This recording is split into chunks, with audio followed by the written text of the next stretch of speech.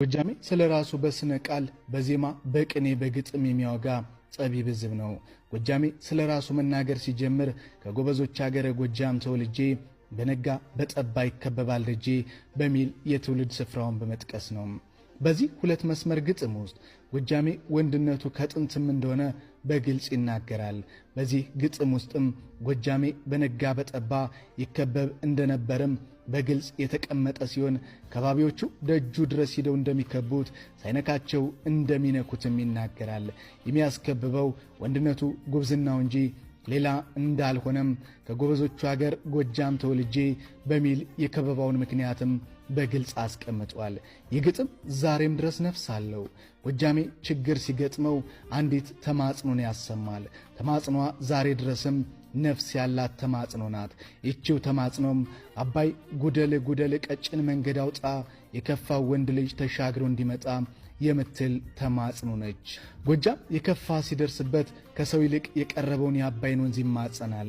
ጎጃሜ ተከበብኩ ብሎ መፈናፈኛ መውጫና መሿለኪያ ሲያጣ ሲከፋውና ሲጠበው የሚማጸነው የከበበውን ጠላት ሳይሆን ያሳደገውን ወንዝ አባይን ብቻ ነው። አባይና ጎጃሜ ልዩ መስተጋብር አላቸው።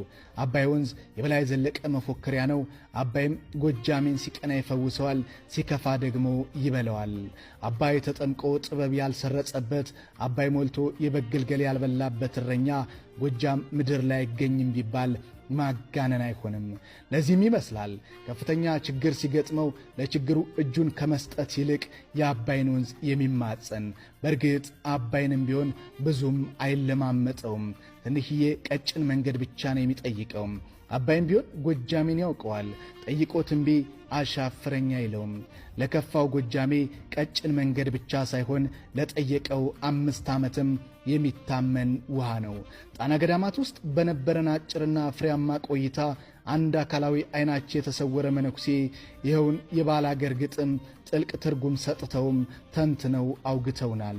ጎጃሜ በዚህ ቃል ውስጥ ከተማጽኖም ባሻገር ትእዛዝ እያዘዘ ነው ብለውናል። መነኩሴው አክለውም በጭፍራ የተከበበ ሕዝብ ውሃን ማዘዝና በውሃ መሰልጠን ከጥንትም የነበረ ጥበብ ነው ብለውናል።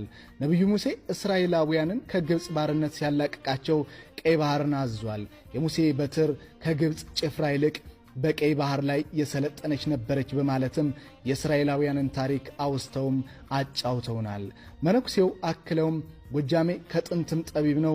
ከአንድ ጎጃሜ አንደበት የሚወጣ ቃል ዋዛ ፈዛዛ የለውም። ባለ 4 ልሳን ነው። ነፍሱም ጥልቅ ናት። መንፈሱ ቅን ነው። ጥሪው ጥበብ፣ ተልኮው ሰማያዊ